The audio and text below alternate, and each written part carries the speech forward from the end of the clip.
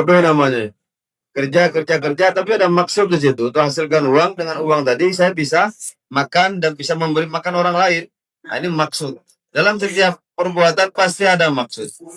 Orang bertani cuma nanam-nanam padi saja dan nanam gandum saja, kemudian tidak ada maksudnya, bodoh namanya.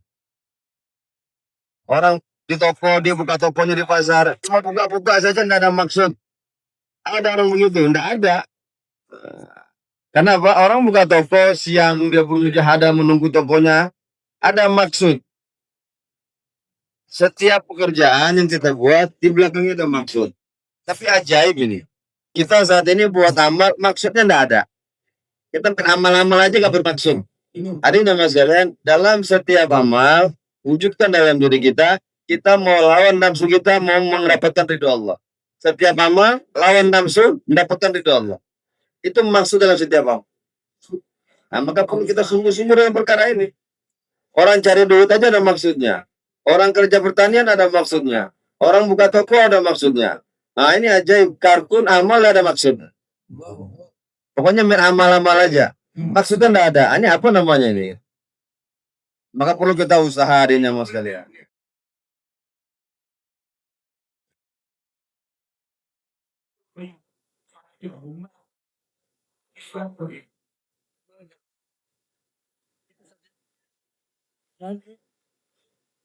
Nah, bagi kita keluar jalan Allah Subhanahu Wa Taala, yang pertama kali maksud kita perbaiki yang kita buat adalah saya mau jalan untuk memperbaiki diri saya. Kalau ada orang nanya, ngapain kamu 4 bulan, 40 hari? Saya mau memperbaiki diri saya. Saya mau betulkan diri saya. Nah, dengan tabligh ini ada perubahan dalam kehidupan. Tabligh ke makna dari tabligh yang lain adalah tabdili. Ada perubahan dalam kehidupannya. Harcis kok tabdili aja ya. Nah, semuanya ada perubahan dalam diri kita. Dalam kehidupan di rumahnya ada perubahan. Nah, orang setelah 40 hari ada perubahan. Dan menjadi orang yang senantiasa menjaga amal. Ada seorang dokter telah meninggal, kami datang menjenguknya, menziarah.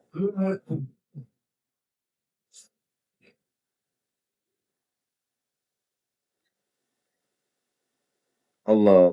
Ada seorang dokter ini Pak. Dia meninggalnya husnul khotimah.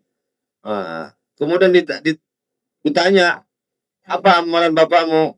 Bapak ini punya amalan setelah dia keluar 40 hari, dia telah menjaga sholat takbiratul ulang gak ketinggalan selama 35 tahun. Nah, ini orang tabligh Pak. Setelah dia tabligh, dia 40 hari, tapi enggak lagi istiqomah 40 harinya, tapi perubahan dalam kehidupannya terjadi. 35 tahun enggak pernah ketinggalan takbiratul ulang. Tapi karpun zaman sekarang, masya Allah, lagi keluar itu ketinggalan takbiratul ulang.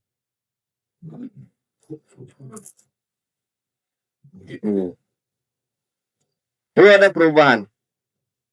Wala tus'alu an ashabil jahim. Jangan tanya tentang penduduk neraka.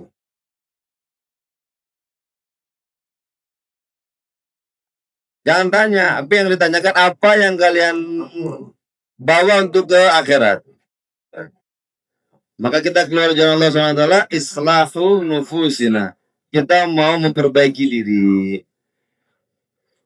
Apa tanda diri kita sudah baik? Kita sedang menuju kebaikan. Apa tandanya?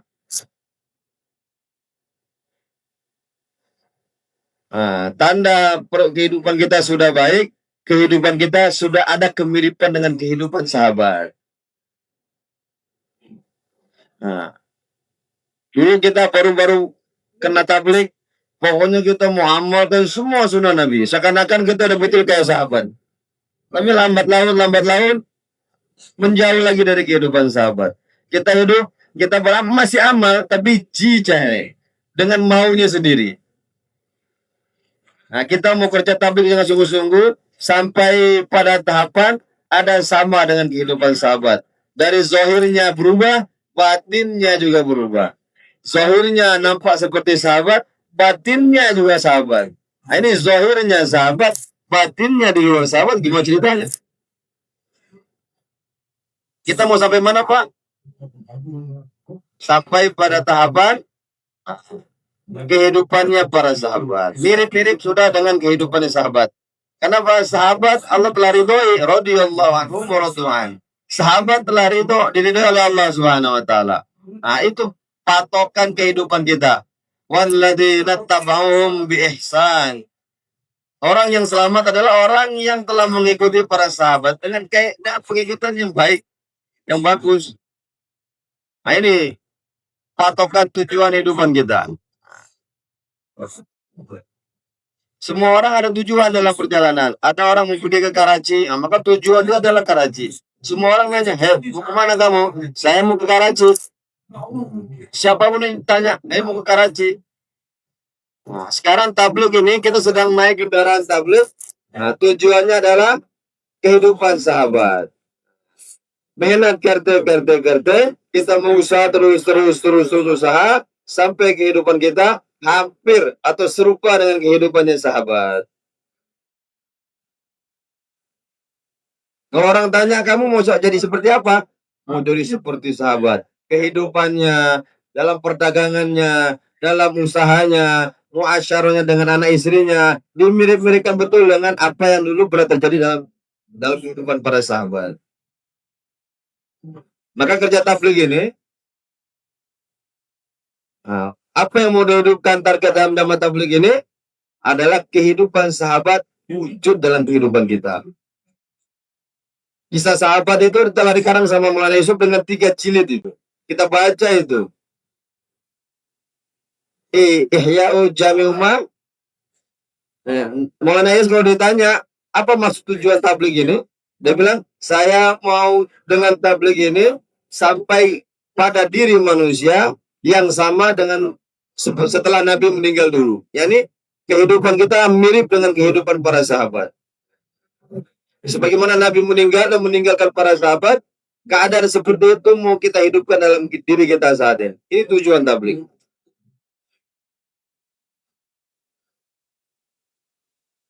Dalam setiap amal ada sifat. Dan dalam setiap amal sifatnya bagus akan mendatangkan pertolongan Allah.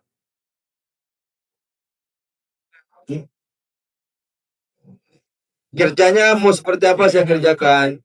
Bagaimana dalam keadaan saya bekerja. Dan dalam kerja yang baik, kerja yang betul akan mendatangkan pertolongan Allah.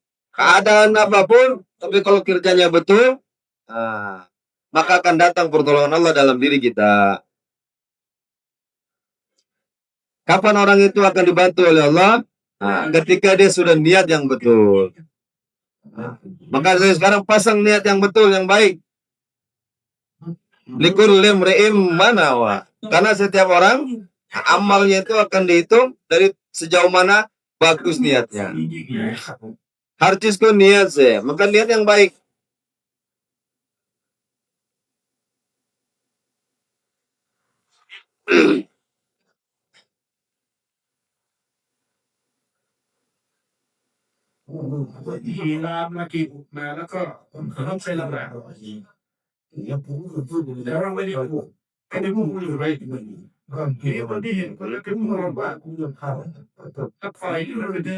Harinya mas kalian,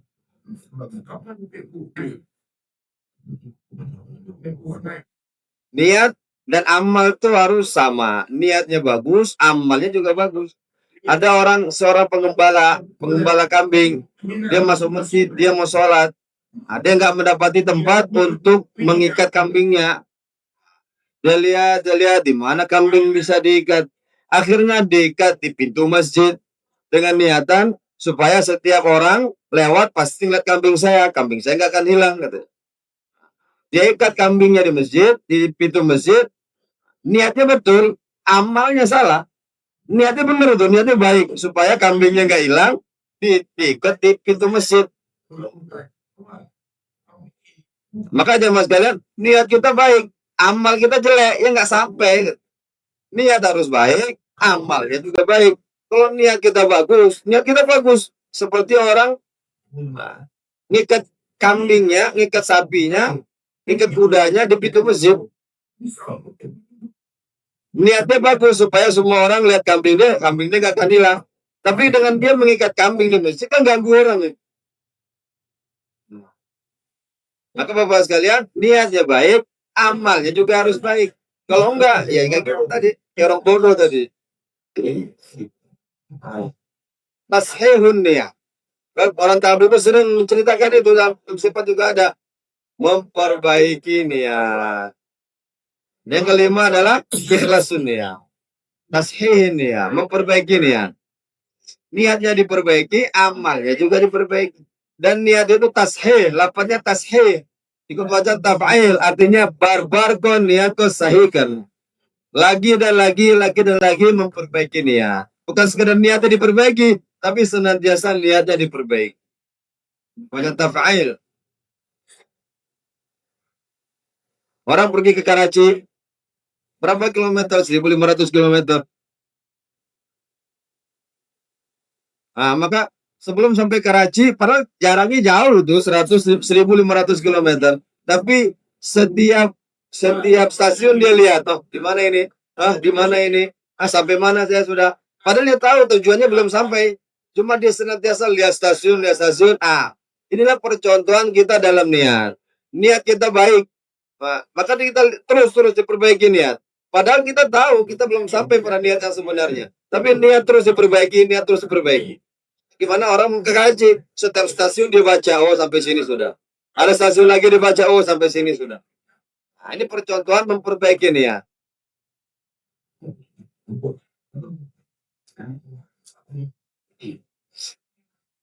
Karena dengan dia lihat stasiun tadi, dia ada sangkaan, oh perjalanan saya sekian kilometer lagi, oh perjalanan saya sekian lagi, oh saya sudah berjalan sejauh ini, berarti sisa perjalanan saya masih sekian. Nah ini maksudnya tasihun ya, niat diperbaiki lagi dan lagi, dicek niat kita. Nah, niat kita apa? Sampai kepada seperti para sahabat. Dalam kehidupan apa? Semua kehidupan kita mirip dengan sahabat. Maka yang pertama apa? Perbaiki iman. Kemudian perbaiki ibadah. Kemudian perbaiki muamalah. Kemudian muasyarah dan akhlak. Semuanya ini dimiripkan dengan kehidupan para sahabat. Apa yang dilalui oleh sahabat dengan 5 amal ini, saya memirip-miripkan dengan itu. Dan dia lihat sudah sampai belum, sampai tahapan mana, iman saya sudah sampai mana ini, ibadah saya sudah sampai mana ini, muamalah saya sudah sampai mana ini, muasyarah saya sudah sampai mana, akhlak saya sudah sampai mana, dicek terus.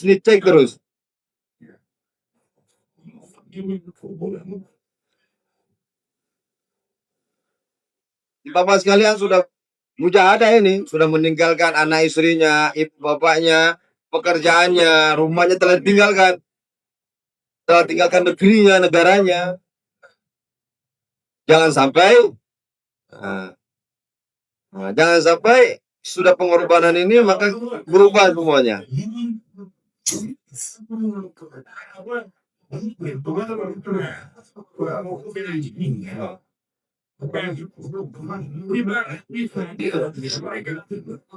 Jangan sampai pengorbanan kita ini berubah. Al-hijratu man taraka manahu. Hijrah itu adalah, hijrah yang sejati adalah meninggalkan apa yang Allah larang dari dirinya. Itu makna. Lah, kalau hijrah yang hakiki, la hijrah ba'da yaum. Hijrah yang hakiki yaitu hijrah dari negeri-negeri mereka ke Madinah itu udah ketutup secara hakikat. Ya, itu hijrahnya para sahabat. Nah, tapi secara maknawi hijrah masih terbuka. Apa itu? Meninggalkan diri dari apa yang Allah telah larang dari diri kita. Apa yang Allah larang kita tinggalkan. Itu bagian dari hijrah. Allah jumana ote lucur deh. Ya Allah yang telah larang kita tinggalkan.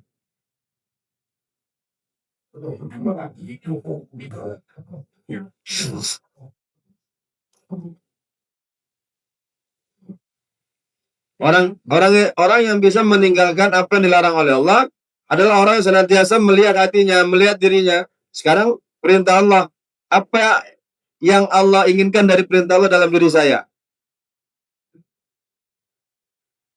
Maka adanya mas kalian, 5 syubhat tadi, 5 cabangan agama tadi, kita wujudkan dalam diri kita dengan sempurna.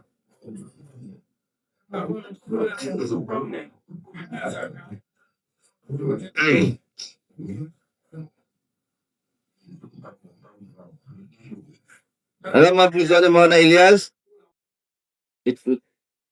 Dan sekarang orang jarang baca Malfuzat itu, Maulana Ilyas. Adanya mas kalian, itu kalau kita baca, Masya Allah, itu akan bisa menggiring kita kepada kita semakin kerja, semakin bagus. Malfuzat, kata-kata hikmah Maulana Ilyas. Ada itu bukunya itu, Bapak cari. Sudah terjemahkan sama Ustaz Andi.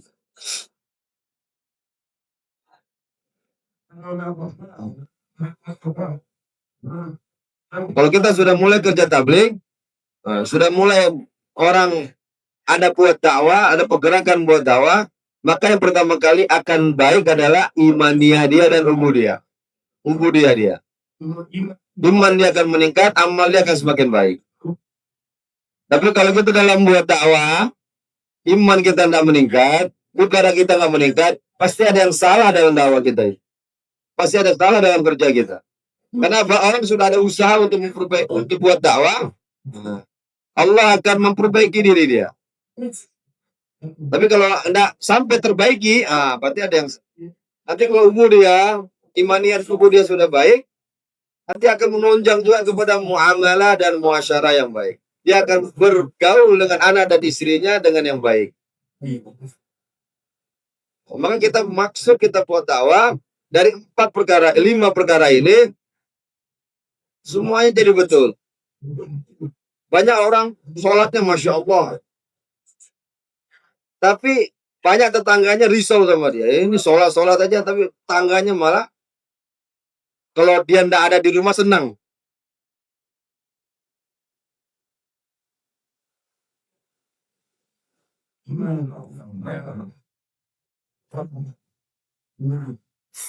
Wasahibu bil jam. Artinya mas kalian tetangga punya hak dalam diri kita. Tunaikan hak mereka. Jangan sampai adanya kita membuat tetangga kita nggak tenang. Orang yang membuat tetangganya nggak senang, tetangganya terganggu dengan dirinya, wallahi la yu'min. Orang ini nggak sempurna iman. Orang yang seperti ini imannya nggak sempurna.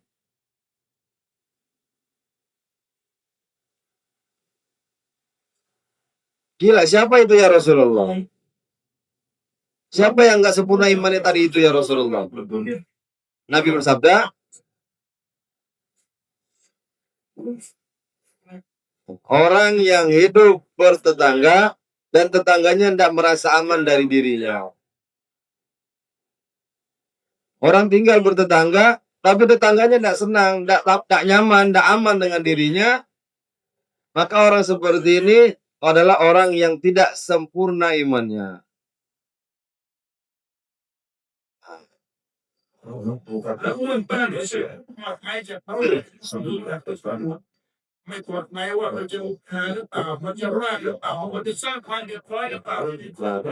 Kalau ada tetangga kita, dengan kehadiran kita, tetangga kita tidak merasa nyaman, tidak tenang dia, maka kata Nabi, wallahi la yu'min. Wallahi la yu'min. 3 kali Nabi bersabda, demi Allah, dia bukanlah orang yang sempurna imannya.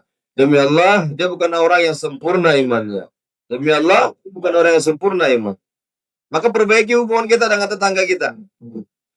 Haknya mereka kita tunaikan.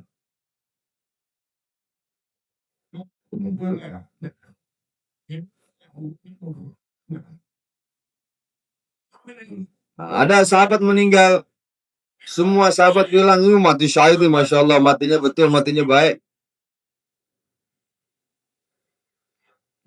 Mati yang paling utama adalah mati di jalan Allah Subhanahu wa Ta'ala. Karena inilah yang diinginkan oleh Nabi. Ini tahu, saya berangan-angan, saya mati kemudian dihidupkan lagi, mati dihidupkan lagi. Maka semuanya saya mati di jalan Allah Subhanahu wa Ta'ala. Ini ingin Nabi. Kenapa? Mati fisabilillah, mati yang paling tinggi. Mati yang paling paling afdal adalah mati di jalan Allah. Ada orang keluar jalan Allah dan dia mati. Tapi Nabi SAW bersabda, saya lihat dia mati tapi dia masuk neraka. Kenapa dia? Kenapa? Apa terjadi? Karena ini orang mati dan sebelum mati dia telah mengambil harta istimai. Dia korupsi. Barang yang istimai ada hak dia sebenarnya di situ, tapi barang istimai sebelum dibagi jangan diambil. Nah, kalau diambil mati kita, matinya husnul rasul khatimah.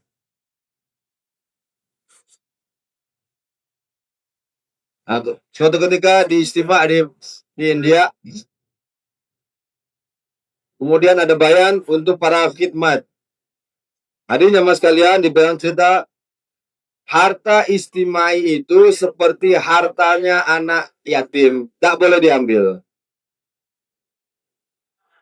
Harta istimai itu adalah hartanya seperti hartanya anak yatim. Tidak boleh kita ambil semau kita. Sebelum dibagi, jangan dimakan. Sebelum dibagi, jangan dipakai.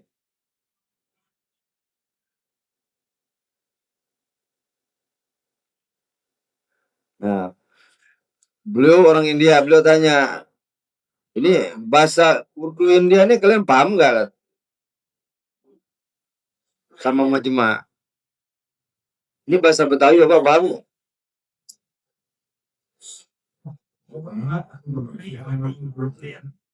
Maka aja sekalian, harta istimai itu tugas kita lah kita jaga, bukan kita makan. Karena harta istimai layaknya seperti hartanya anak yatim. Dan yang bertugas menjaga harta barang istimai, dia tidak pakai kecuali biqadri zarurat. Dia nggak pakai kecuali seukuran saja, seukuran perlunya dia pakai. Jangan suka-suka dia. Ini harta istimai, dipakai suka-suka enggak. Tapi apa yang diperlukan itu dipakai. Dia orang mati fisabilillah. Kata sahabat itu mati syahid ini, masya Allah, derajatnya tinggi. Kata Nabi, enggak. Aku lihat dia masuk neraka karena dia telah memakai cadar, memakai cadar yang namanya cadar selimut ketika dingin. Malah dingin, dia pakai selimut untuk menghangatkan badannya. Dalam keadaan itu dia mati. Maka hadirin mas kalian, muamalah ini sangat perlu kita perbaiki. Apa yang kita pakai, janganlah kita pakai kecuali itu betul-betul halal. Barang orang, apalagi barang istimai, jangan sampai kita sentuh. Tidak apa-apa kedinginan. Yang penting tidak kedinginan dengan perkara, kehangatan dengan perkara yang haram.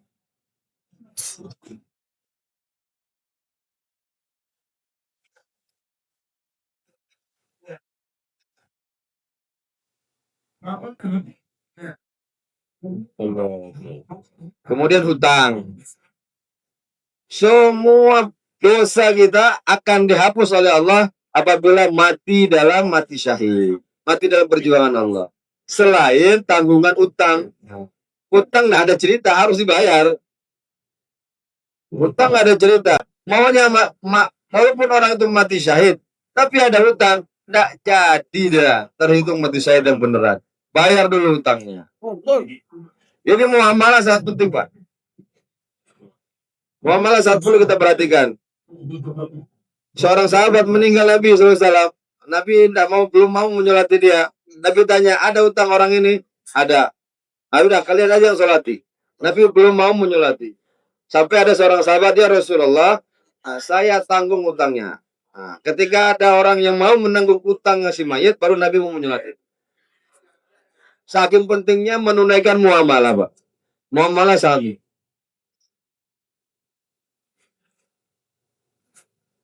Nanti di hari kiamat akan ada orang yang membawa pahala banyak sekali. Seperti gunung-gunung besar dia bawa pahalanya.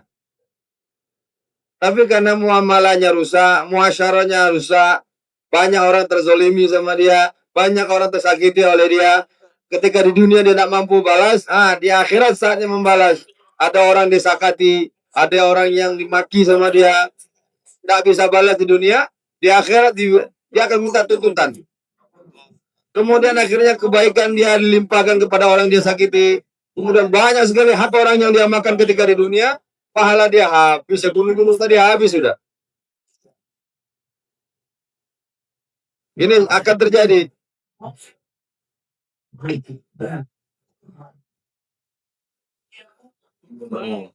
Artinya mas kalian, orang ini mulai Ilyas katakan dengan imannya dan dengan kerja ini, imannya dan ubudiyah akan terbentuk. Tapi karena muamalah dan muasyarah rusak, semua amal yang dia bangun akan rusak juga. Nah, maka untuk itu kita kerja tabligh ini, kita sampai mana sudah? Sampai mana sudah, Pak? Sampai mana, Pak? Siapa yang perlu kerja tabligh, Pak? Saya atau Bapak sekalian? Kita semua. Ya. Kita semua perlu kerja ini untuk perbaiki diri kita.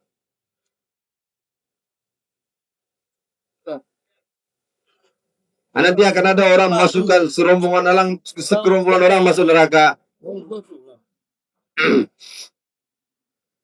Perutnya akan membesar.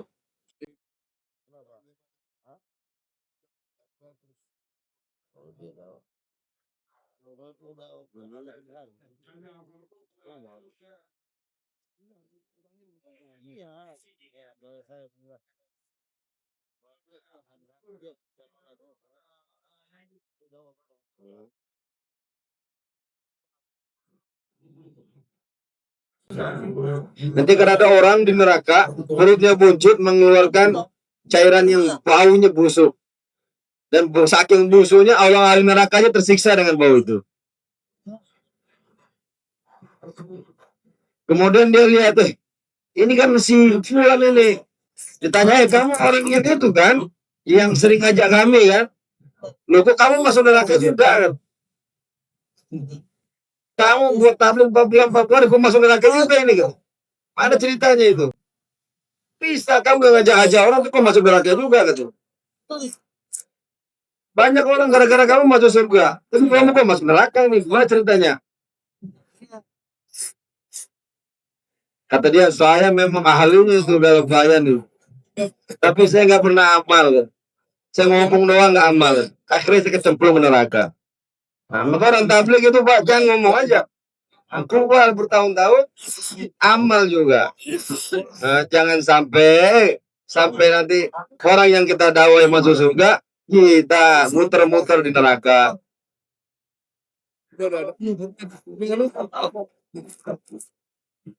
Kita kerja tabligh ini bukan supaya orang mau tabligh, tapi kita kerja tabligh supaya kita juga buat amal apa yang kita omongkan itu. Setan apa yang dia buat? Nah.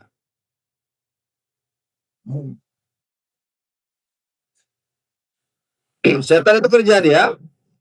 Pertama kali apa? Kita buat dakwah, jangan sampai orang itu kena tabligh. Setelah kena,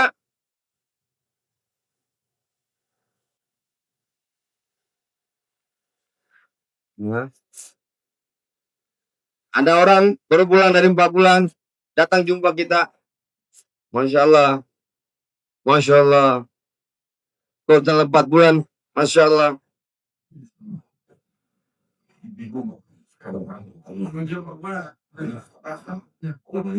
Tunggu Pak, selesaikan.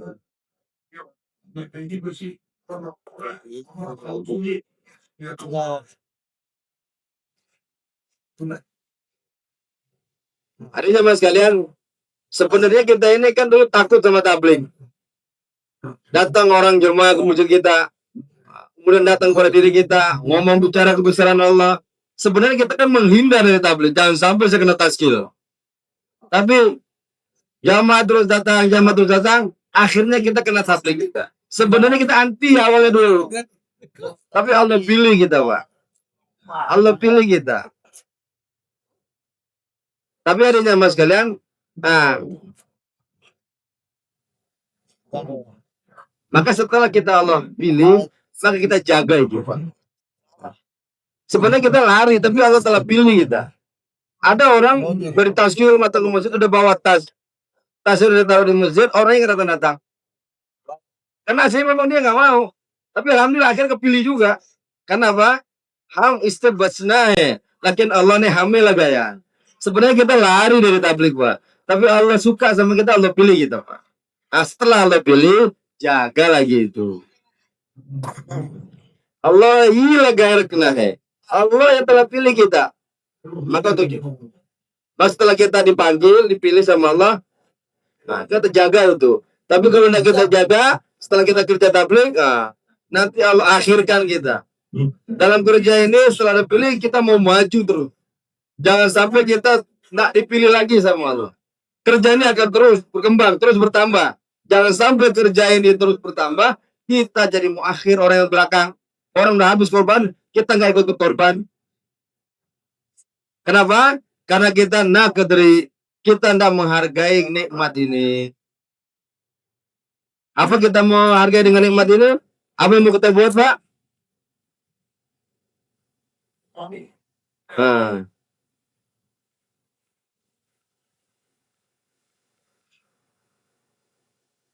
Allahumma inni a'udzubika min zawali ni'mati. Ini doa Nabi. Ya Allah, saya berlindung darimu untuk terhalangnya nikmat, hilangnya nikmat. Ini doa Nabi. Setelah kita dipilih, jangan sampai nikmat itu dicabut oleh Allah Subhanahu wa taala. Bagaimana cara supaya nikmat ini enggak hilang dari diri kita? Kita perhatikan diri kita. Sudah sampai mana tahapan diri kita dalam berkorban jalan Allah. Fadzakir fa inna dzikra tanfa'ul mu'minin. Kita senantiasa ingat kepada Allah. Ini zikir bukan zikir, tapi di sini mengingatkan orang lain. Karena saling mengingatkan itu adalah bermanfaat buat orang beriman. Kita lihat seberapa jauh sudah keburukan lari dari diri saya, seberapa banyak kebaikan sudah masuk dalam diri saya.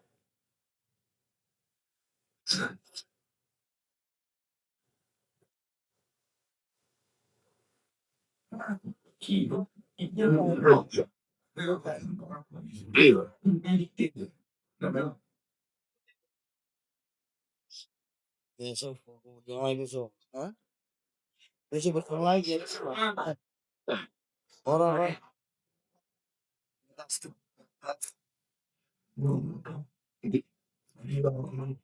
Adanya mas kalian dalam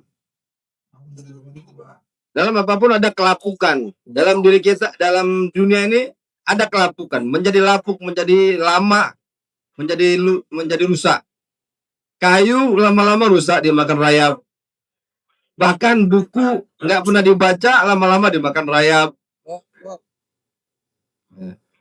Rayap itu dia nggak makan langsung sekaligus langsung makan, enggak. Dia satu lubang dulu, lubang kecil, lubang kecil, lubang kecil di depan, tapi di dalam udah hancur. Nah, kayu gitu juga.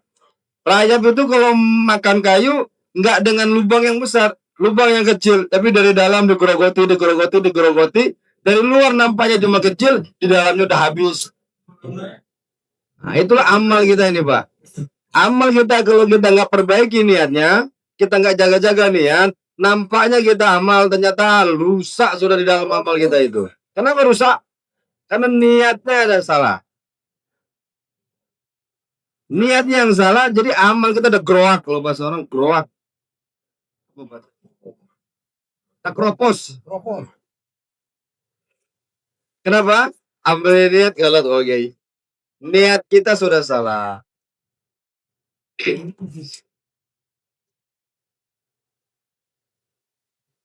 Ya, Sayyidina Ali, Pak. Dalam perang.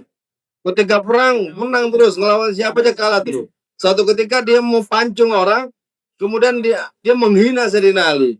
Ketika Sayyidina Ali dihina, Sayyidina Ali diludahi. Sayyidina Ali diludahi. Mau dia bacok, cuma ditahan. Nggak jadi. Orang kafir tadi bingung loh. Tinggal bacok aja kok ditahan. Kenapa itu? Tadi saya berjuang karena Allah. Karena kau ludahi muka saya marah. Saya bacok kamu karena marah. Saya takut ini nggak diridhoi oleh Allah. Wah, ini Sayyidina Ali, Pak. Dalam menjaga amal di medan tempur aja dia masih diperhatikan dia membunuh orang karena Allah atau karena nafsu dia. Maka penting kan niat itu diperbaiki.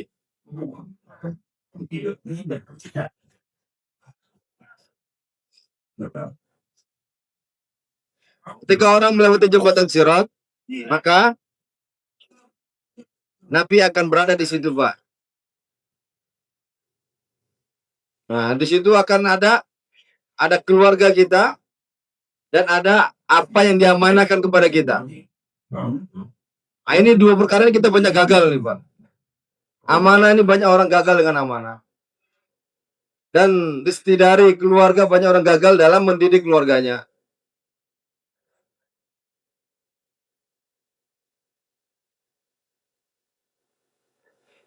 La imana la liman la amanatalah. Tidak sempurna iman seseorang yang diberi amanah dia tidak amal. Khianat. Banyak orang memberikan amanah kepada diri kita dan kita harus amanah itu. Nah, dalam setiap itu ada amanahnya. Allah kasih kita anak itu ada amanahnya. Allah beri kita istri itu amanahnya ada. Jangan sampai kita gagal dalam amanah ini. Nah, kita dengan jujur, dengan amanah atau kita mengkhianat dalam itu.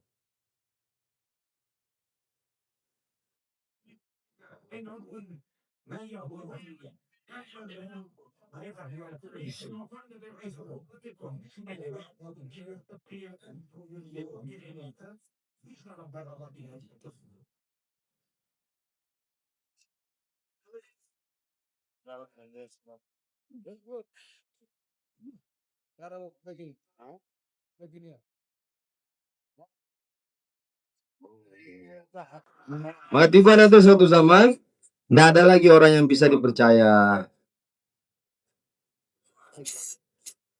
Dan amanah yang bisa dipercaya itu nanti akan menjadi barang langka. Oh, dia akan terkenal sekali amanah, dia akan terkenal. Nanti di jembatan Sirat itu akan berdiri amanah dan silaturahim. Maka ini dua perkara ini harus kita jaga betul. Jangan sampai ada yang kita khianati. Kita keluar jalan Allah. Nah, kita mau menjadi orang yang menjaga dan memperhatikan amal-amal yang sedang kita buat. Dalam fadilah amal dan fadilah sedekah sih. Ini Maulana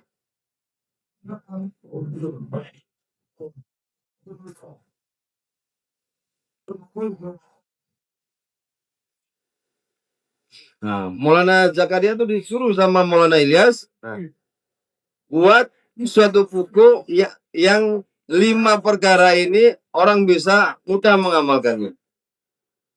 Maka diboleh itu fadilah amal. Yang pertama diceritakan tentang hayatus sahabat. Bagaimana cara cinta? Bab pertamanya cinta kepada Rasulullah. Supaya kita mengerti kita mau cinta dengan Rasulullah seperti apa rasa cinta yang kita wujudkan dalam diri kita kepada Rasulullah. Nah, kemudian zikir, ibadah. Ada fadilah zikir. Fadilah zikir.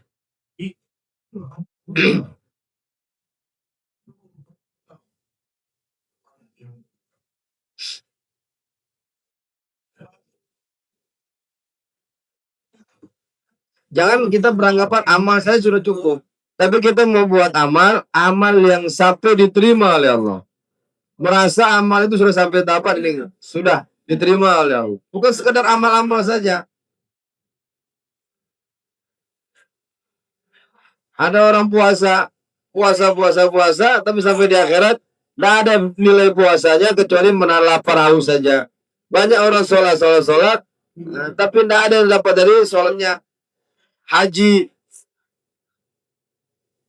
ada orang haji, tapi dijawab labbaik Allahumma labbaik, tapi jawaban dari malaikat la labbaik laka, nggak ada labbaik buat kamu.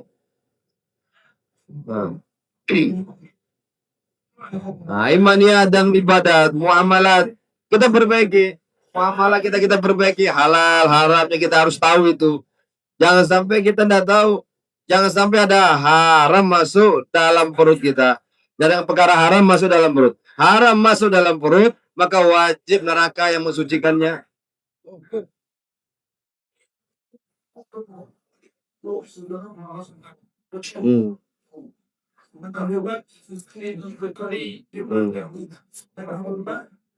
Abu Bakar minta makan sama pembantunya, dikasih makan kurma. Nah, diketahui ternyata kurma itu dari kurma yang subahat. Dia nggak tahu ini kurma saya atau kurma orang lain. Kemudian dia congkel mulutnya, tidak terasa, tidak keluar. Dengar dari orang, Mau bisa muntah, minum air, dipenuhi, minum air yang banyak sampai supaya muntah. Nah, apa yang dibuat oleh Abu Bakar ini? Nah, kurma subhat, belum sampai tahapan haram, belum sampai tahapan haram, tapi dia berusaha memuntahkannya dengan banyak minum, dia muntahkan. Kemudian pembantunya bingung, hei Abu Bakar, apa yang kau buat ini? Saya mendengar dari Rasulullah SAW, siapa yang makan dari yang haram, maka tidak ada yang bisa mensucikannya kecuali neraka jahanam.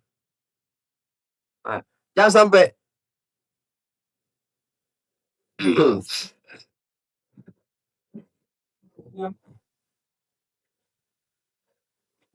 ada juga kita buat amal. Kita buat kerja tabligh ini sampai tahapan tidak ada hak orang kita makan. Sampai ada rasa tidak ada orang yang kita haknya kita langgar. Nah, binatang pun ada haknya. Gimana cara saya tunaikan haknya? Tetangga saya punya hak, anak istri saya punya hak. Ya. Nah, kita baca itu kita pada lama kita bersedekah sehingga itu bisa menjadi cermin buat diri kita. Terus sampai mana keadaan kita saat ini? Mulut kita, pakaian kita, kumis kita, janggut kita sudah sesuai dengan sunnahnya atau belum? Oh.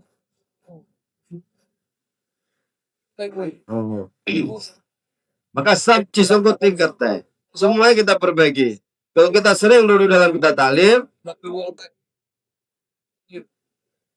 nah, akan menjadi timbangan buat diri kita. Kita suruh sampai mana? Apa yang disampaikan itu supaya masuk dalam kehidupan saya. Yang sudah ada, nah, kita timbang. Sudah sampai mana tahapan saya dalam apa yang kita dengar dalam talim itu. Kalau nggak ada baca taklim, maka kita nggak akan paham kekurangan diri kita. Kita sudah merasa betul. Meranda koi kami ini. Saya ini nggak ada kurangnya. Saya sempurna. Kenapa? Kapan orang merasa dia sempurna? Karena nggak ada timbangan dalam hidupnya. Maka untuk menimbang kita sampai mana? Baca taklim.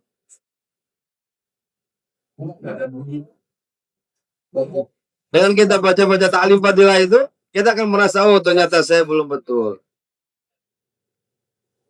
Ada zaman sekarang orang yang nggak sadar diri itu namanya orang gila. Bapak tanya sama orang gila, kamu gila? Enggak, saya nggak gila katanya. Kalau dia bilang, oh ya saya gila, berarti itu betul orang nggak gila. Selagi orang gila mengatakan, oh saya nggak gila, dia orang gila. Orang gila nggak pernah mengatakan saya gila. Dia akan merasa saya tidak gila. Nah, begitu juga orang kerja nggak talim, dia merasa dia benar. Dia bilang, kamu salah, enggak, saya benar. Nah, kenapa? Dia tidak ada timbangan dalam hidupnya. Maka untuk menimbang dalam kehidupan dia sudah sampai mana? Baca kita talim. Baca dengan betul dan diperhatikan. Nah, kalau kita baca dengan betul, nah, Allah itu akan man aradal akhirata wa sa'alaha sya'laha. Faulaika jika kana sa'yuhum. Nah, orang yang berusaha memperbaiki dirinya menuju ke akhirat, Allah SWT akan lapangkan jalannya. Maka kita perhatikan diri kita.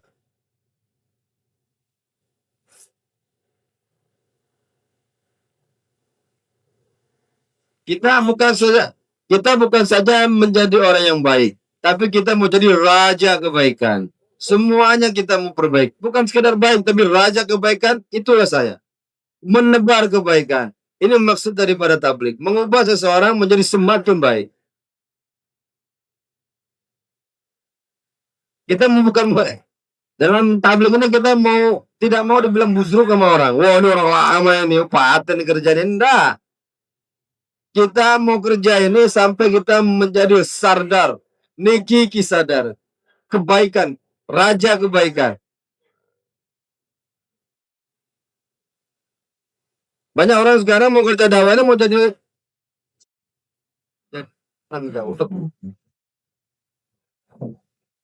Maulana Zunno Mani, orang Lucknow di India. Ya, Maulana Ilyas berbaiat sama beliau, datang sama beliau.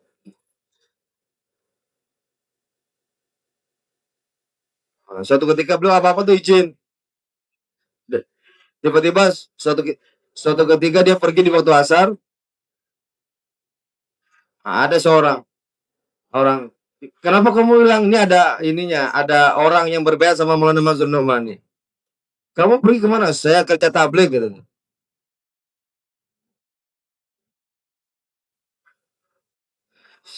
Maka Maulana Mazhar Nomani cari tahu apa ini tabligh ini.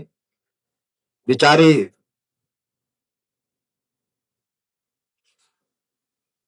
Heeh.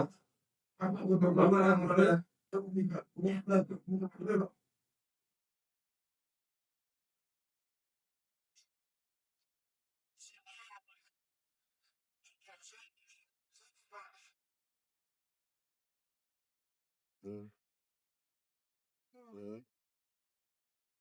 hmm.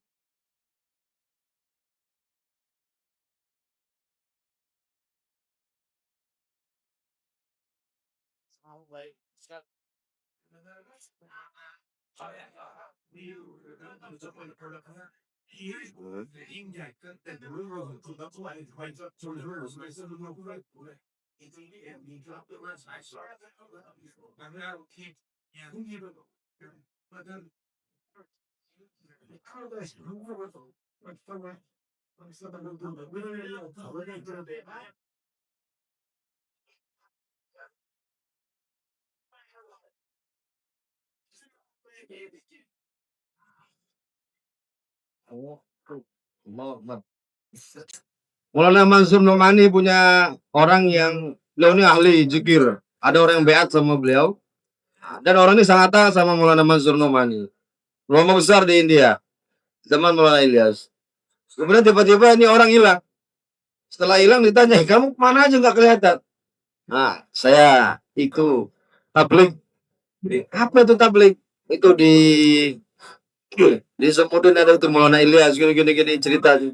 Apa aja yang disampaikan? Maka orang ini telah mencatat ada 40 malfuzat dari Maulana Ilyas. Apa itu ditulis? Coba bacakan. Dibacakan baru 14 kata-kata yang ditulis dibacakan ke Maulana Mansur Nomani. Dia bilang, Masya Allah, Masya Allah, cukup. Kalau kau amalkan itu semuanya, maka Allah akan jadikan kamu wali kutub. Tahu wali kutub, Pak? Wali kutub itu derajatnya wali nomor 2. Setelah wali ghos namanya wali kutub. Kalau baca tasawuf ada ghos, bawahnya wali kutub. Derajat wali yang dahsyat. Kalau kau amalkan itu jadi wali kutub nanti kata. Ini yang ngomong wali. Nah, ini kerja tabligh zaman dulu, Pak.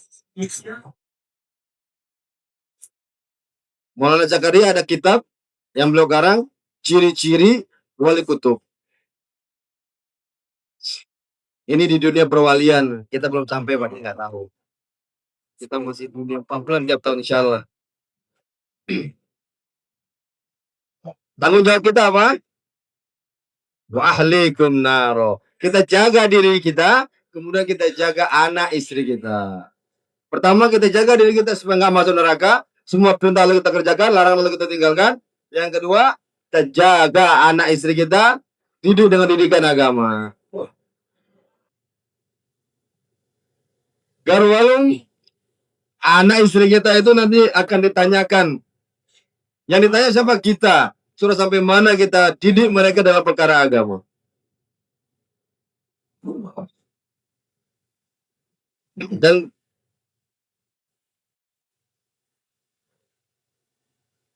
kita nggak diperintahkan untuk menjadikan mereka orang yang ahli agama, tapi kita diperintahkan membuat usaha supaya mereka beragama. Itu yang akan ditanyakan. Sudah ada usaha belum untuk menjaga, mendidik anak istri kita untuk ke agama? Hasilnya terserah Allah, tapi usahanya sudah dibuat belum? Ala kullukum ra'in. Ketahuilah bahwasanya setiap kalian adalah pengembala. Dan setiap pengembala akan ditanya dengan apa yang dia gembala. Dan agama kita pikirkan, dan agama itu supaya juga diamalkan oleh anak dan istri kita. Kita mikirin nggak, Pak? Anak istri kita mau juga nggak, atau nggak? Bukan kita saja yang beragama, anak istri kita juga kita bawa dalam perkara agama. Apa yang kita telah hidup dengannya untuk menempuh agama, itu juga kita harus kita didik anak kita, istri kita, supaya mereka juga mudah mengamalkan agama. Sudah belum, Pak? Sudah kerja belum, Pak? Kalau sudah, Pak, maka 70% kalau kita sudah buat kerja makomi di rumah kita itu, maka sudah 70% kerja tabligh kita kerjakan, Pak. Kerja makomi di rumah itu bukan kerja mudah, Pak. Kadang kita ini kerja di luar sering, tapi tidak ada buat waktu untuk di rumah. Kalau ditanya sama anak, mana bapak? Takaza. Oh, takaza. Bapaknya pokoknya ahli takaza. Di rumah tak ahli 10 menit aja enggak. Mana bapak? Takaza. Benar nggak Pak nih, Pak? Benar nggak kejadian nggak katanya? Beliau yang nanya bukan saya. Benar nggak katanya? Bapaknya ahli takaza. Di rumah takaza untuk rumah dia nggak punya. Takaza buat yang lain dia ada. Takaza buat rumah dia nggak ada. Hari ini mas sekalian, Nabi punya 11 istri. Ya, 9 yang beliau jalani di Madinah, dan Nabi punya waktu untuk istrinya semuanya. Takaza rumah terpenuhi. Bapak punya 1. Di rumah tidak ada waktu untuk takaza. Takaza rumah tidak ada. Ajib. Kita akan बताओ मेरे पास इतना वक्त है तो घर के वक्त है भी नहीं. Soalnya ini full takaza, sehingga di rumah saya nggak punya waktu. Hebat sekali. Ini bakal orang tabligh kata.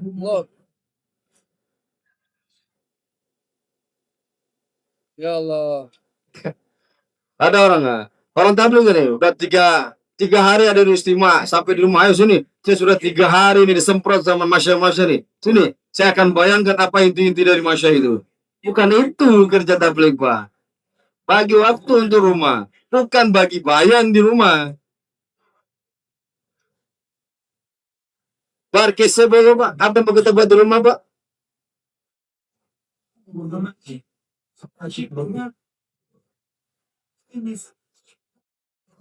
Marat ke banna, ek marat banega. Ek aurat ke banna, ek khandan ke banega. Satu orang laki-laki hanya bisa menjadi asbab satu orang laki-laki yang lain. Tapi kalau sudah perempuan yang ambil kerja, satu keluarga akan keangkut, Pak. Dan wanita ini siapa yang akan bayar, Pak? Orang lain atau suaminya, Pak? Nah, orang lain atau suaminya, Pak? Oh, nggak mungkin orang lain. Maka kalau kita kerja untuk istri kita, pahamkan mereka dalam kerja agama, satu nasl, satu keturunan akan beragama, Pak.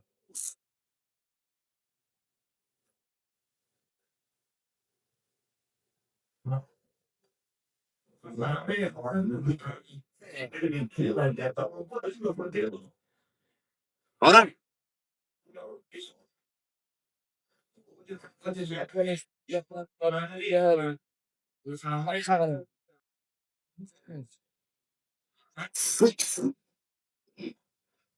anak itu akan lughatul anak itu akan lebih mendengar ibunya. Dan ibu itu, Pak, tergantung dengan kita. Sehebat apa kita bermuasyarah dengan istri kita. Istri kita tergantung dengan diri kita. Anak-anak kita tergantung istri kita.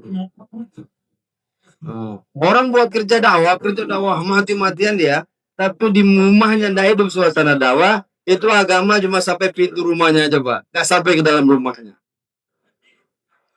Maka libatkan istri kita. Sekarang banyak orang karkun, wah, buat kerja dakwah, istri pun takut sama dia. Bapak udah pulang ngeri ini, pokoknya. Nah. Karena di rumah bapaknya otoriter. Kenapa tidak ada kasih sayangnya? Pokoknya saya paling pegang kuasa ini. Nenek, kata dia. Pertama kali kita mau perbaiki hubungan dengan istri kita. Adam alaihissalam di surga ya. Tapi diperintahkan oleh Allah untuk berbuat baik dengan istrinya. Untuk memperbaiki hubungan, untuk menyenangkan Nabi Adam. Nah, yang pertama kali dijaga hubungannya adalah wanita. Nabi Adam untuk menyenangkan dia, untuk perlu dijaga sama dia, yang diciptakan oleh Allah siapa? Istri, Pak. Istri untuk diapain? Diajak berantem. Tidak. Istri untuk mahabbat, untuk kita sayangi, kita cintai, kita perbaiki, Bos. Khairukum li ahlihi. Sebaik-baik kalian adalah orang yang paling baik dengan istrinya. Wa ashiruhunna bil ma'ruf. Nah, berbuat baik, bermuasyarah dengan istrimu dengan muasyarah yang baik. Yang belum punya cari, Pak, insyaallah ya. Orang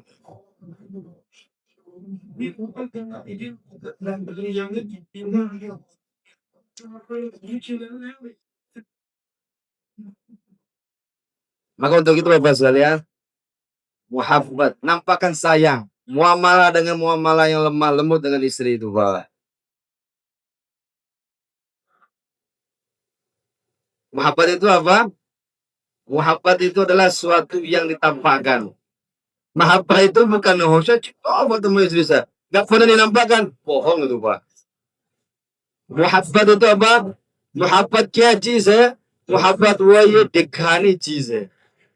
Cinta sama istri, Pak. Sayang sama istri apa? Sayang yang nampak. Nabi SAW nampakkan cintanya sama istrinya. Nampak sayang sama istrinya. Sehingga istri itu ketika Nabi datang tuh senang. Tawajuh dengarnya. Bapak pulang tuh senang istri kita, Pak. Kalau kita pulang, wah, bapak sama anak kabur semua. Dekana kecil sih. Nabi nampakkan menyuapi istrinya. Muhabbat kecil banget. Apa cinta itu, Pak? Cinta adalah sesuatu yang ditampakkan. Aisyah minum air. Ditaruh di meja. Nah, Nabi SAW ambil gelas itu. Di mana Aisyah minum, disitulah Nabi minum. Dan Nabi minum. Sampaikan itu sayang. Bukan, oh saya cinta banget sama istri saya. Dipendam-pendam dalam hati. Bohong, cinta bohong gitu, Pak. Mahabbah kya cheez hai? Dikhani jati hai. Sayang itu, cinta sama istri itu adalah yang ditampakkan, Pak. Nabi cinta sama Aisyah. Nah, dan Nabi ditanya, ya Rasulullah, siapa yang paling kau cintai? Aisyah. Nabi nampakkan, saya cinta. Dan Nabi manggil nama Aisyah, ya Humaira. Hai, si pipi merah. Kalau kita manggil istri kita apa? Wow. Maka kita mau ajak istri kita dengan mahabbat kirastis, dengan kasih sayang, dengan cinta kita ajak bini kita, buat. Nah, kalau kita baca sirah Nabi, baca cita-cita Nabi tentang muamalah Nabi dengan istrinya, heran kita, Pak, heran. Kok bisa Nabi segitu lembutnya dengan istrinya? Ada Maulana Sulaiman orang Karachi, dia buat kitab muamalah Nabi dengan istrinya. Nabi di situ ceritakan, Aisyah lagi jalan sama Aisyah. Ayo Aisyah, kita balapan lari. Lari. Pemimpinnya para nabi, pendekarnya para nabi, lari, adu balap lari sama istrinya. Nah, Nabi menang. Aisyah menang pertama. Nah, Aisyah dulu menang. Udah lama, biasanya istri kalau udah lama sama suaminya gemuk dia. Ayo Aisyah, kita balapan lari lagi. Lari, Nabi yang menang. Saya sekarang menang. Kau udah gemuk sekarang. Supaya lari.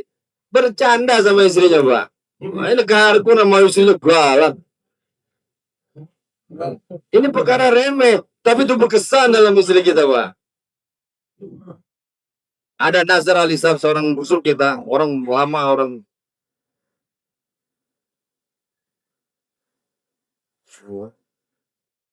ada jiwa.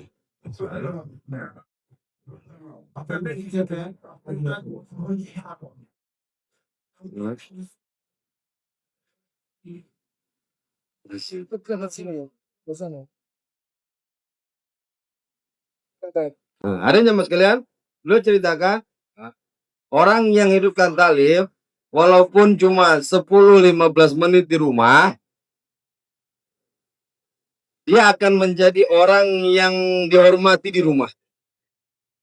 Walaupun di rumahnya tuh perang terus, berantem tuh sama istrinya, tapi kalau dia buat taklim istiqomah 10-15 menit, maka dia akan menjadi hadraji di rumahnya.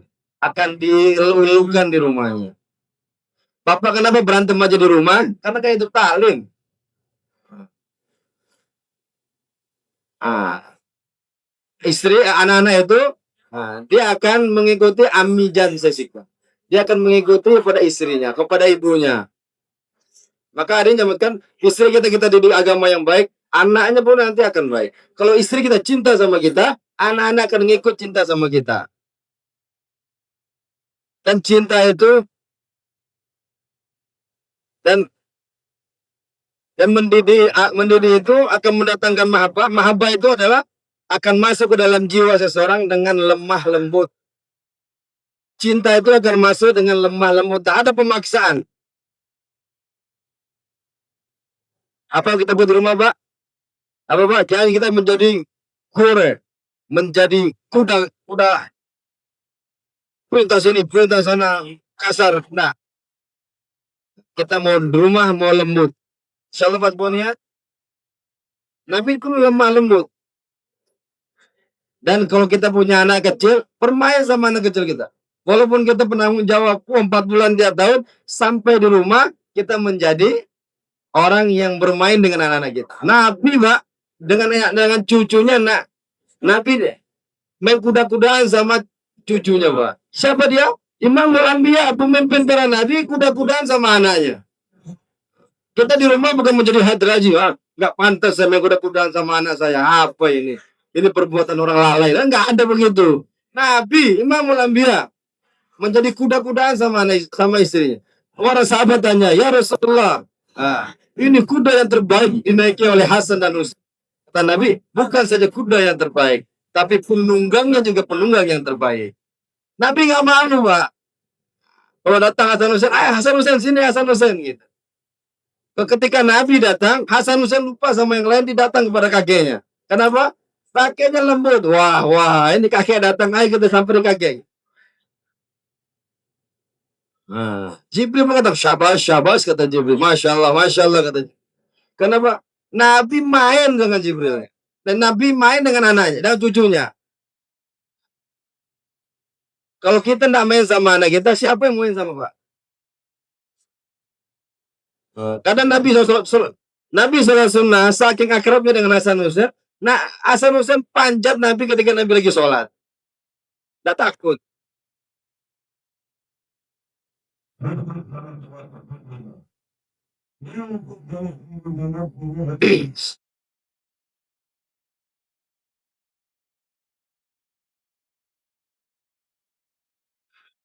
Nah, Umar mengatakan, ya kiabeh dari suari. Kata Nabi, ini Masya Allah tunggangan sangat hebat ini. Umar, kamu nggak lihat siapa penunggangnya? Penunggangnya pun orang hebat. Ayo jamaah sekalian, Nabi tidak malu main sama cucunya. Nah, sekarang kita ada tulisan kalau kita masuk rumah, anak kita kabur dari rumah. Nah, kita merasa kita udah paling betul sudah. Allah. Ada jamaah sekalian, kita mau jadi kawan buat anak-anak kita. Sampai istilah itu diistilahkan, kalau sendal bapaknya ada, dan di sampingnya ada sendal anaknya, oh berarti dia orang baik. Artinya apa? Ketika bapaknya ada, anaknya nggak kabur dari rumah. Kenapa? Bapaknya adalah teman dari anak-anaknya. Kadang anak-anak kita menghindar terus dari bapaknya. Kalau papa datang, wah taklim ngeri. Nabi semua amal sunnah dikerjakan di rumah. Sholat sunnah. Nah gitu juga kita, Pak. Kita baca Quran di rumah, sholat sunnah di rumah, sehingga anak-anak kita nampak bapaknya soleh. Bukan soleh di luar, tapi soleh di rumah. Taklim, baca Quran, sholat sunnah, kerjakan di rumah.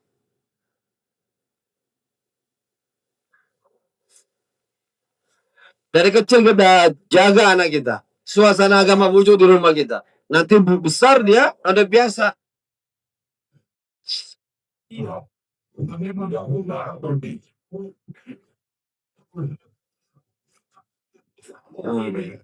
Kemudian kita jaga hubungan kita dengan saudara-saudara kita. Tidak sempurna iman seseorang sebelum dia mencintai kepada saudaranya apa yang dia cintai. Apa yang diri kita sukai, kita juga sukai juga itu ada dalam diri saudara-saudara kita.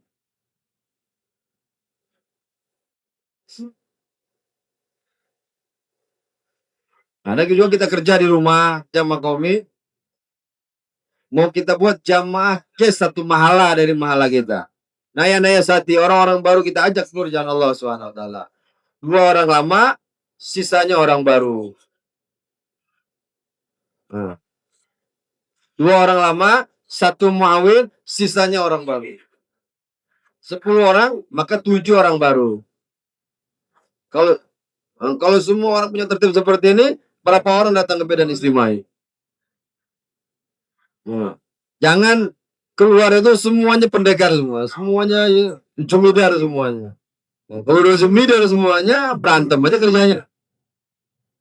2 orang lama, 1 muawin, sisanya orang baru.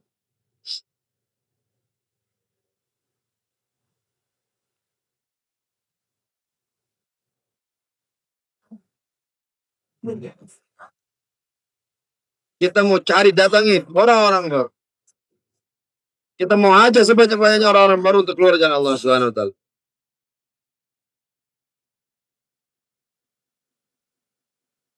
Kita mau cari.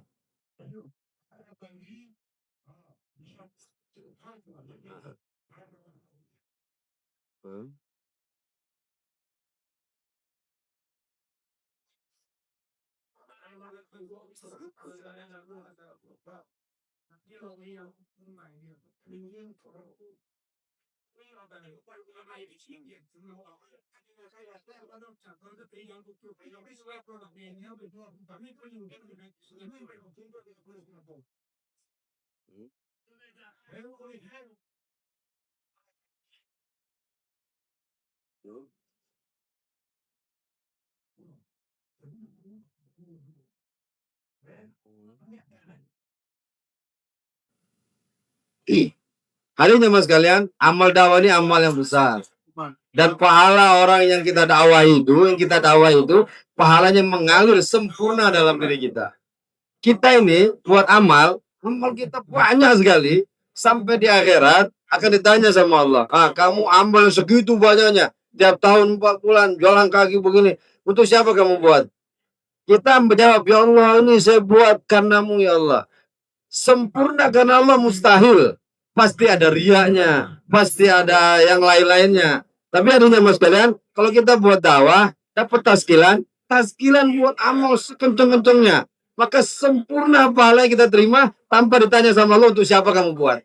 Tapi kalau amal kita sendiri akan ditanya, tidak mungkin kita beramal murni karena Allah itu tidak mungkin. Pasti ada riaknya, pasti ada ininya. Tapi dengan buat dakwah, taskilan kita itu, amal mereka itu sempurna mengalir dalam diri kita. Nah, ini maka adanya mas kalian, orang baru, kerja atas orang baru ini bukan amal kecil, amal besar. Kita akan dapat pahala sempurna. Amal untuk diri kita udah berusaha untuk perbaiki niat, perbaiki ini, perbaiki itu, sampai di akhir akan ditanya, yusab amal kisli itu, ini amal kalian yang kalian buat untuk siapa? Kita jawab, ya Allah, ini amal untukmu ya Allah, karena ridhomu ya Allah. Mustahil kata beliau, pasti ada riaknya. Makanya mas kalian, kerja atas orang baru kerja yang besar, akan panen pahala nanti kita di akhirat. Maka untuk itu kerja atas orang baru ini, sekalian setiap hari luangkan waktu 2,5 jam. Seberapa rumah, sebanyak apa rumah di kampung kita, di mahala kita mau datangi mereka rumah demi rumah, orang demi orang. 100% kita target kita 100% semuanya yang laki-laki balik datang ke masjid sholat berjamaah. Ini targetnya.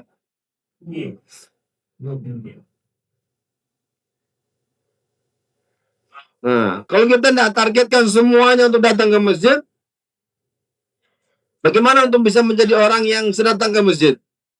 Kita harus datang. Har ek adlugo. Setiap orang kita datangi. Setiap rumah.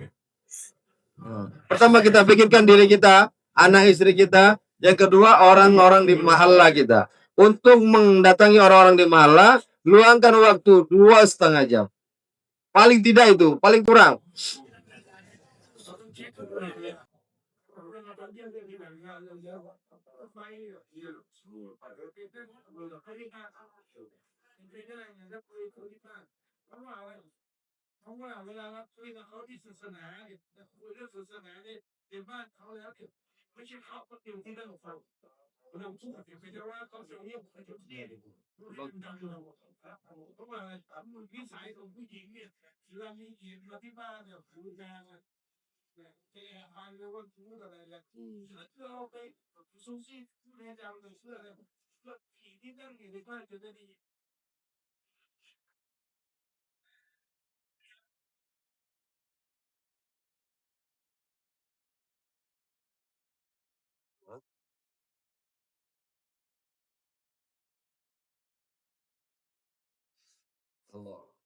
Makanya jamaah sekalian, kerja makom ini kerja yang sangat penting. Kita kerjakan 2,5 jam bicara dalam rumah. Ada jamaah sekalian, ketika kita datang ke rumah, nampaknya kita bertamu ke rumah itu, tapi ada jamaah sekalian, sebenarnya semua telinga menuju ke kita. Anak istrinya yang ada di rumah itu dia akan tahu aja siapa datang. Oh, Fahim dia datang. Apa yang kita bicarakan? Nah, nampaknya kita bicara sama bapaknya, tapi telinga yang lain mendengar apa yang kita bicarakan. Maka penting kita buat 2,5 jam di rumah kita. Miyaji Mero mengatakan, setidaknya setiap 15 hari sekali kita sudah balik ke rumah semula. Artinya selama 15 hari, semua rumah di mahalla kita sudah kita datangi. Semua bersedia insya Allah. Kemudian 3 hari setiap bulan. 3 hari setiap bulan kerjanya 27 hari. Sebelum kita berangkat 3 hari, kita buat usuli. Jangan kita berangkat saja tanpa ada usuli. Orang-orang yang kita datangi dan kita tawarkan niat kemarin keluar jalan Allah di akhir bulan, kita datangi lagi dia. Datangi pelan-pelan satu demi satu, sehingga 3 hari sempurna kita buat. 3 hari kita nggak ada usulinya di kampung kita, rugi kita buat 2,5 jam. Maka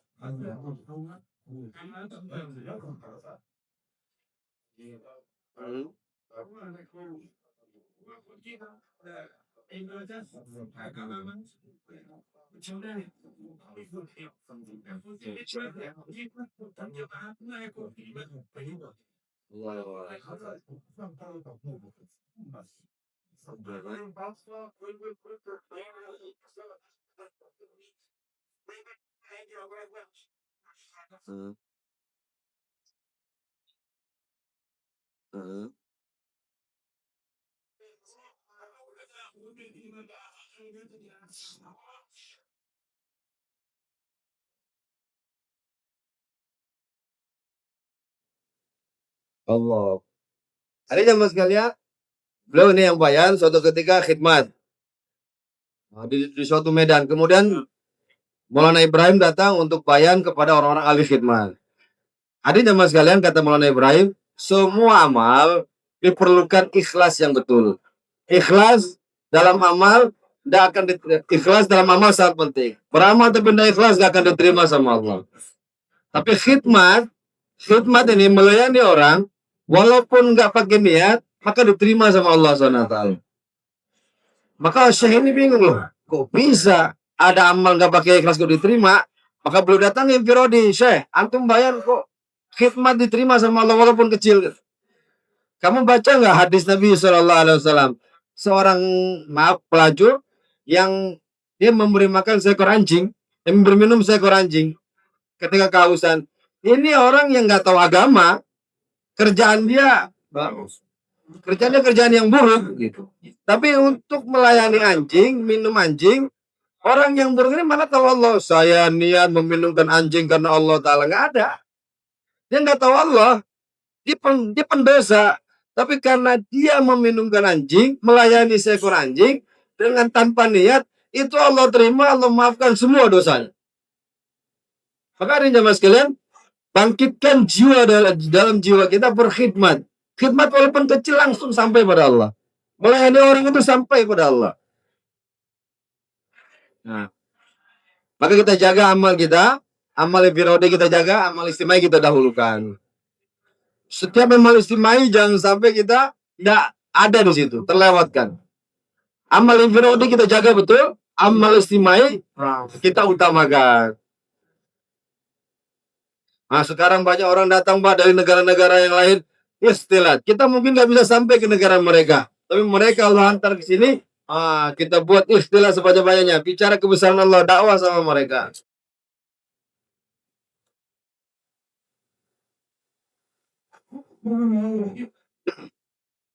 Maka istilah sungguh-sungguh jangan kita malas. Lawan rasa malas itu, kita datang. Nah, kalau malas kita lawan, nanti kita tidur istirahatnya di dalam kubur. Sampai di alam kubur, di sana dastarhat terbentang. Kita akan senang, tenang selamanya di sana nanti.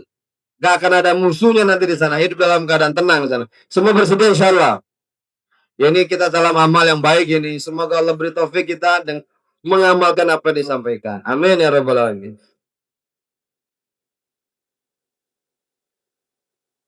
Nah, siapa Pak yang azam dalam dirinya, mulai dari sekarang, saya akan 4 bulan tiap tahun. Siapa bersedia Pak?